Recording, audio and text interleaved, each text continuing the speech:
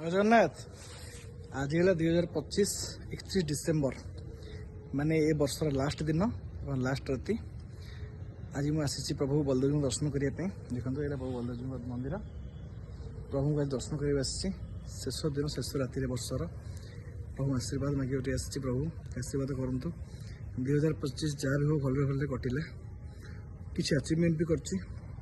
दुख कष्ट भी सही जहाँ भी हो भल भले 2025 कटी प्रभु के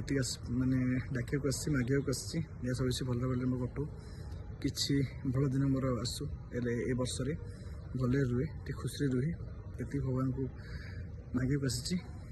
आपण मन भी भगवान पाखे प्रार्थना करुच्ची आपण मैंने खुशी रुहतु आप जहाँ जहाँ गोल सेट कर वर्ष आप फुलफिल करूँ समस्ते भले रुहतु समस्त को इंग्राजी नववर्षर हार्दिक अभिनंदन